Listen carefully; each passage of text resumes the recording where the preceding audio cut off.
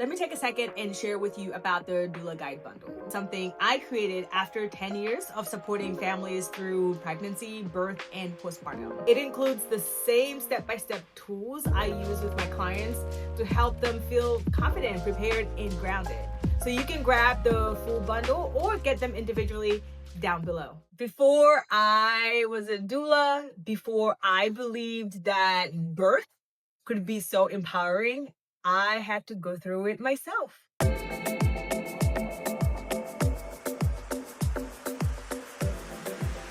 Welcome back to Positive Birth Corner, where we are changing the narrative, one birth story at a time. Hi, I'm Mary Nisi, your host, and today I am sharing with you my own story, my own birth story that truly brings me here with you today. When Drew and I decided to start a family, we had been married for 5 years. I did not really know what we were getting ourselves into. We decided to, start planning for a baby, got pregnant pretty quickly, and very quickly, I found out that I really did not know what to do next. Being raised in another country, even my own mom did not know how to support me. I actually ended up being setting up an appointment with like a local hospital that was close by because that's what my neighbor told me to do. And we were also the first that was pregnant. So even my friends didn't really know how to support me. We were the first people, the first couple that was pregnant. So here I was, headed to my appointment by myself. It was hot. I just remember it was hot it was hot that day. I walked in by myself. I can't remember what it is that I was wearing, but I remember very distinctly like how I felt. I remember feeling really judged. I remember getting like weird looks. And I couldn't really articulate what it is that I was feeling. I came with so many questions. I thought, hey, this is my first visit. They are going to tell me everything because I have zero clue what this process looks like. What do I do? What am I supposed to be doing now that I'm pregnant? What am I supposed to eat and not eat? Right? What are all of these things that I need to do before baby comes? And what I was faced with was being talked at. I just remember they were just saying things to me, doing things to me, taking blood, doing, blood pressure cuff.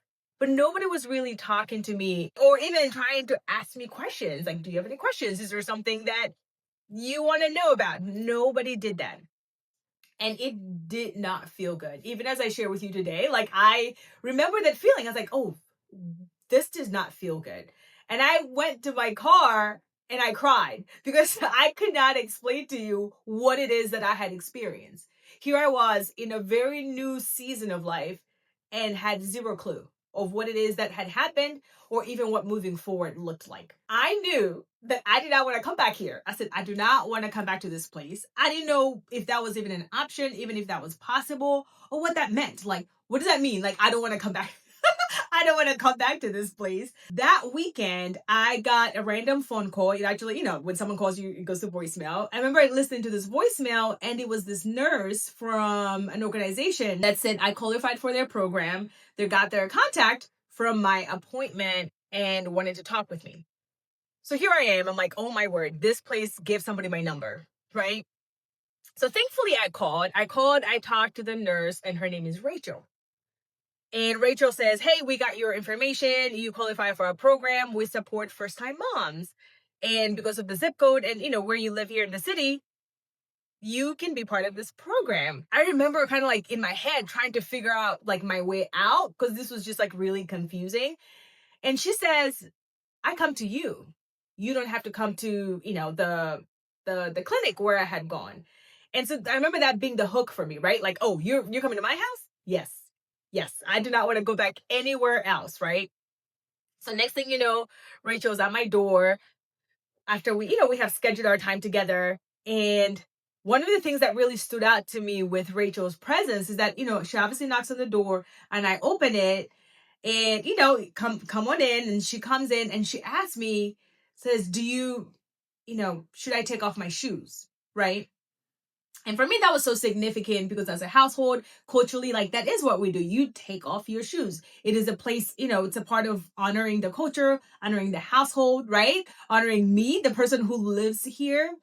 And her approach, like for me, that was just like the first of who Rachel really is till today. Just a person who really came in and understood that this is my journey and that she came alongside with me. So throughout the times she would come, we would schedule visits, and she would really teach me about like my body, my pregnant body, like childbirth education, would really pour into me, would help me get my voice, right? So she would tell me about something and say, what do you think about that? What do you think that you want for your birth? And this really led into the planning stage of what I wanted for my birth.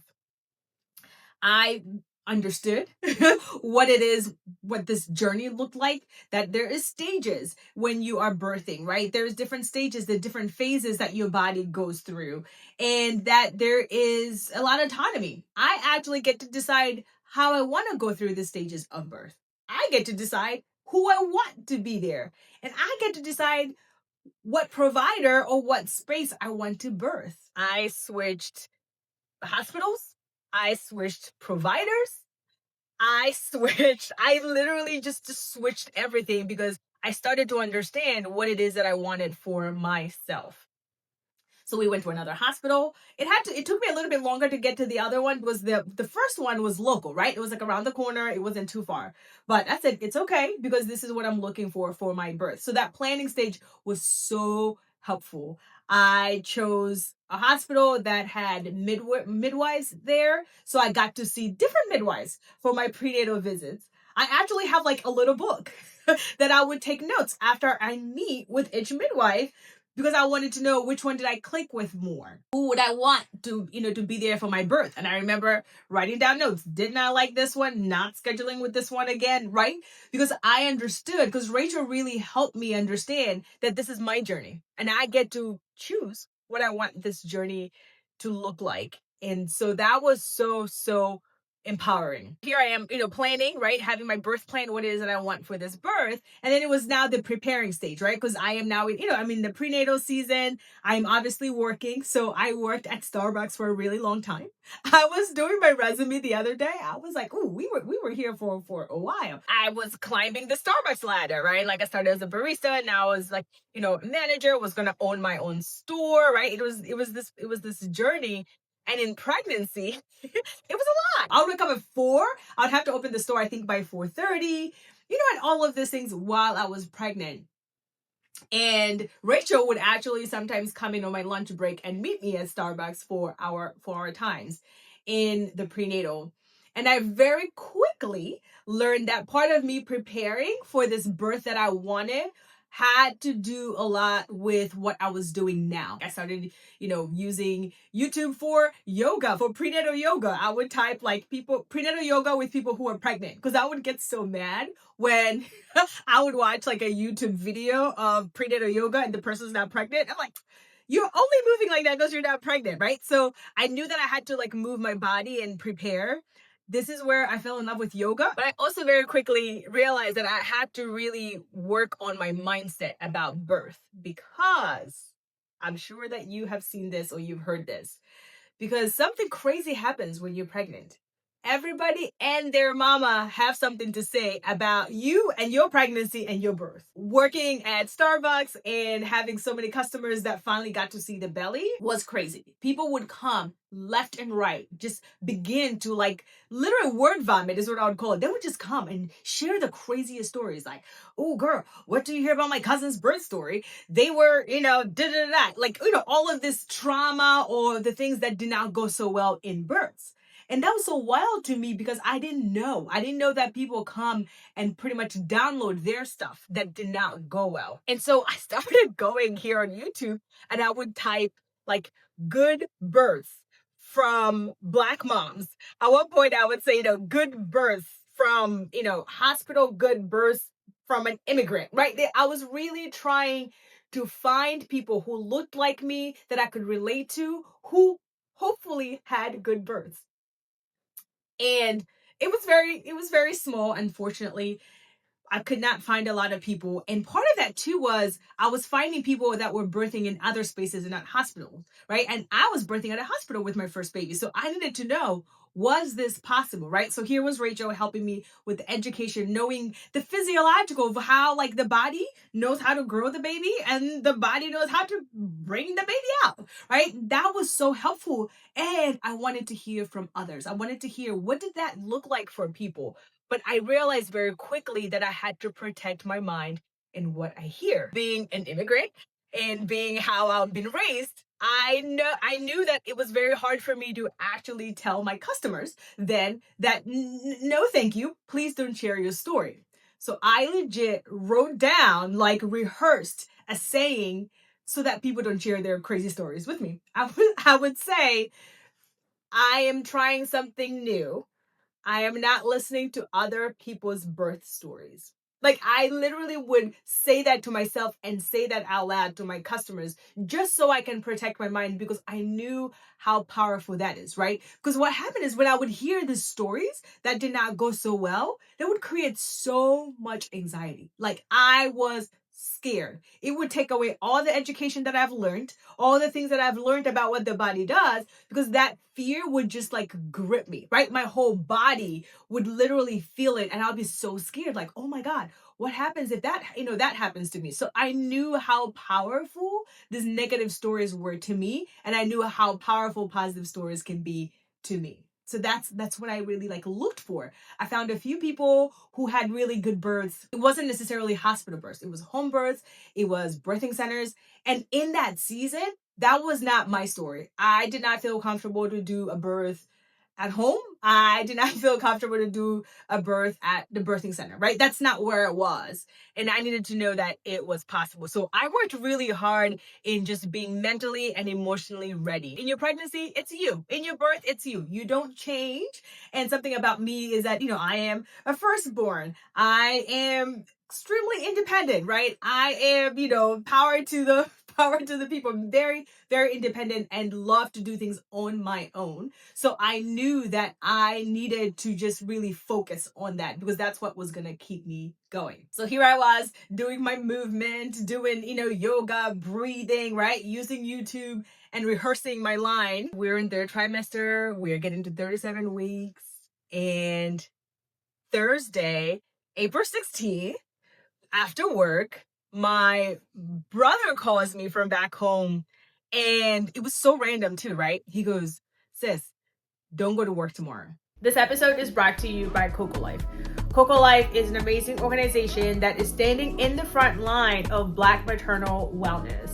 They support pregnant folks from pregnancy, postpartum, and compassion. For more information, please check cocolife.black. Just like that. He's like, don't go to work tomorrow.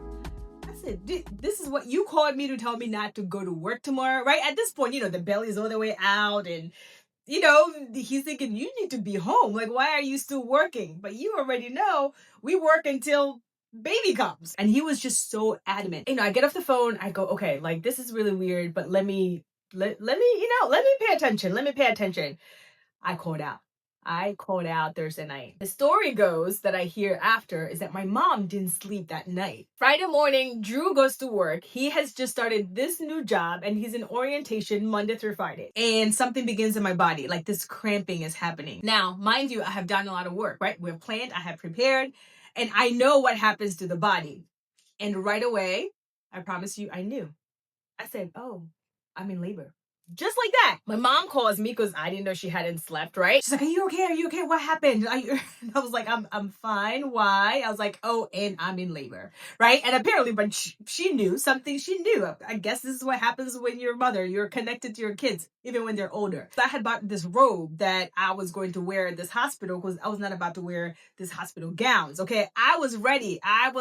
Okay? This independent woman here, like, I got this. Here I am in the morning with my robe, knowing that I am in labor. And I know the longest part of labor is early labor. So I literally knew what to do.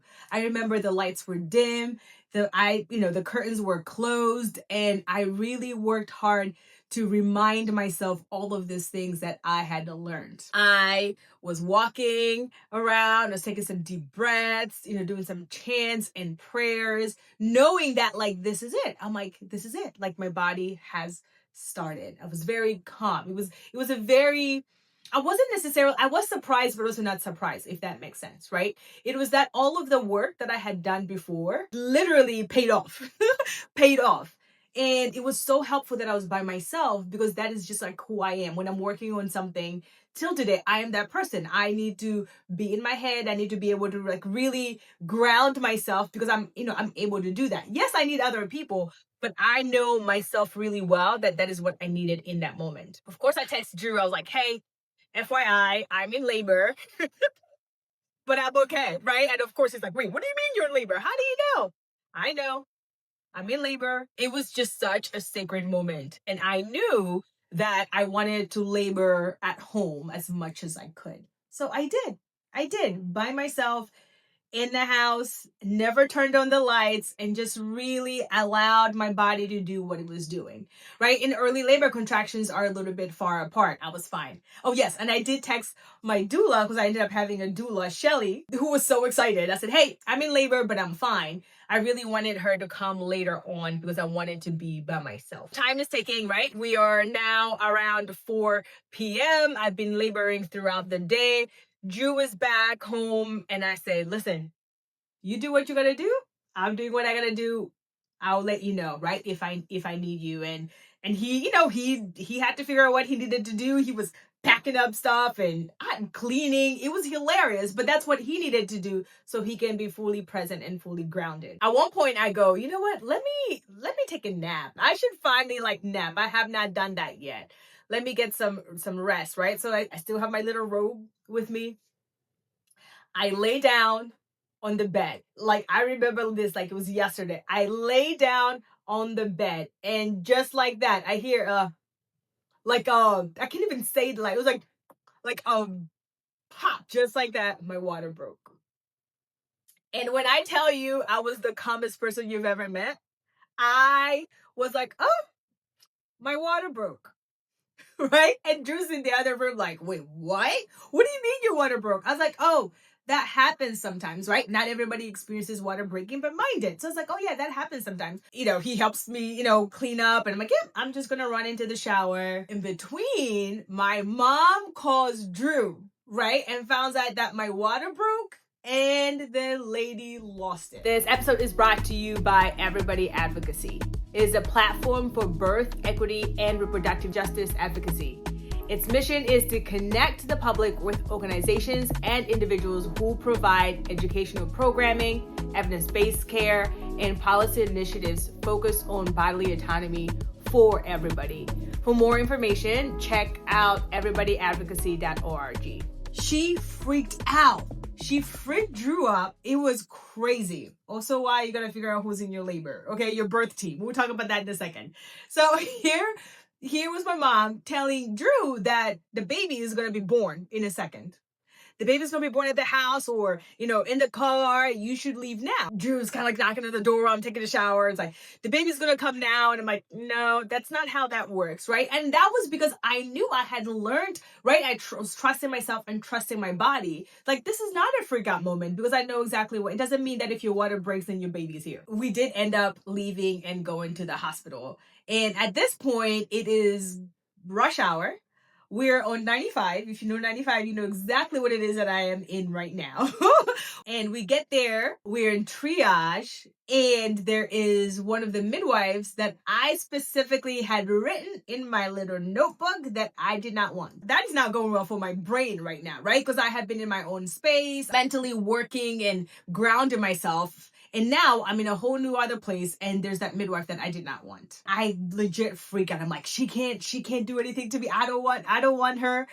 And thankfully, her shift was ending, so we did not have to do much there. But I knew that I have the autonomy. I get to advocate for myself for what I want and what I don't want. So I knew I didn't want a cervical checks. I knew that I didn't want any IV portal. I did not want a blood pressure cuff, right? I was ready to advocate for myself because there was very specific things that I knew were not going to support my personal birth plan.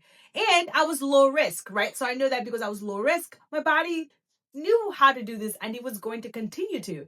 And I had the evidence at home because I had been laboring throughout at the house and I was fine. So we get into triage and my doula comes. Shelly was amazing.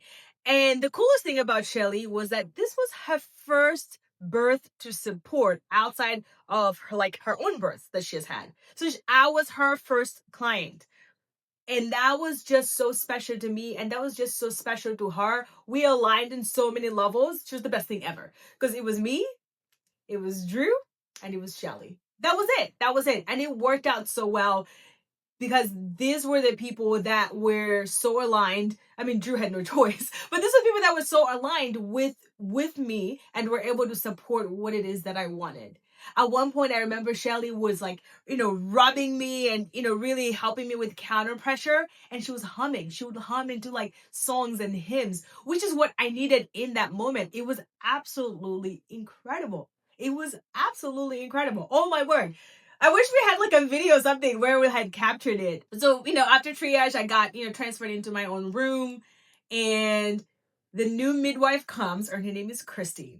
Christy is a midwife I have not met. I have not met Christy at all. She was the only midwife, which was the craziest story. She was the only midwife I did not meet during my prenatals because I was so concerned about meeting everybody. And I definitely now do not recommend that. I would say if you find somebody that works with you in prenatal, stick with them because you can't control who you get, right? When you're laboring. But thankfully, Christy was exactly what we needed as part of our birth team. She walked in and was like, I'm not going to touch you. I'm not going to do anything. I'm just going to let you do what you're doing.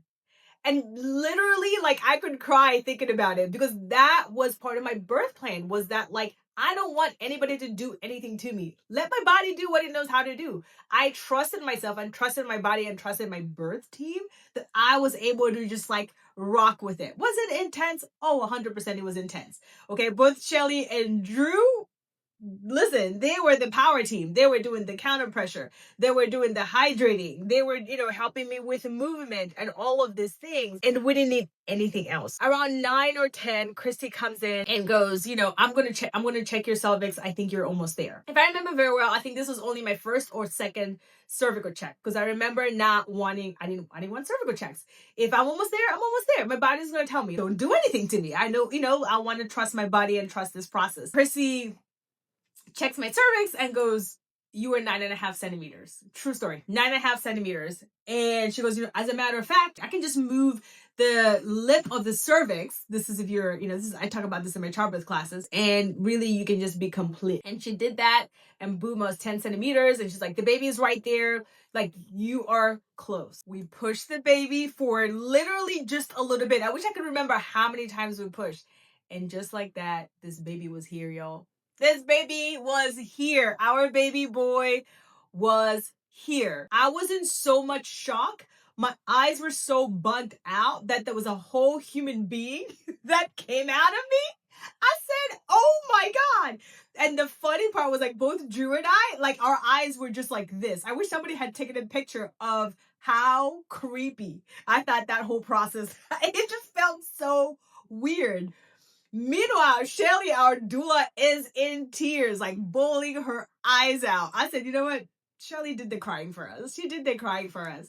And I share with people so many times. I say, listen, if you don't cry, it's okay. All of those emotions are normal, right? Whether you are extremely emotional, whether you are, it feels really weird. It's okay. It is all normal. It's all part of the process. I think it took me a few hours to, like, really sink in that I have a whole baby and that I really got to have the birth that I wanted. That's literally when I knew that this was it. Like, this is what I wanted to do, not just for myself, but for others, and have done it ever since. Let me tell you about postpartum, what that looked like a little bit, because I think that we can't just talk about birth, right? We prepare for birth and we forget, like, what happens after. Thankfully, we had a plan. My mom came, it was really a beautiful thing for her to come into the postpartum season to support. I think she was with me for, I can't even remember, probably 3 or 4 weeks. At one point, she was ready to leave, and I just was not doing that great. I said, no, please don't leave yet. Please don't leave yet. And I've shared on social media, I've said, oh, my mom wasn't in the labor room, and it was the best decision I ever made. And I mean that. And there's no shade, because her and I laugh about this today. There's no shade. Is that I knew that she was not the best person in labor room with me, right? I knew that I had to protect my birth team, but we figured out an amazing way to have her be part of our our birthing journey, and that was postpartum, and that was literally perfect. We still talk about it today, how this lady legit saved our lives in postpartum season. And we had friends from our church bring food. We had different people come and really support us, which was so powerful, because that's really what it is. There's no way you can do postpartum season by yourself.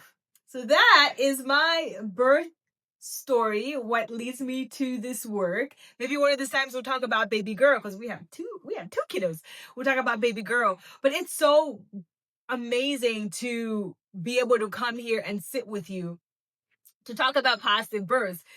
And most people, you hear these stories over and over again, people who have had really good births sometimes are so intimidated or scared to share, because they think, because we hear more negative stories, right? And so the goal is that you get to hear more and more of the stories, and you already know next week we're coming back with more for you, so you continue to be encouraged, you continue to be empowered, so that then you can go and have your own positive birth story. We are changing the narrative around birth, one powerful story at a time. Come back next week. Don't forget, subscribe, hit that notification button, and share this with a friend who needs to hear this. See you next week.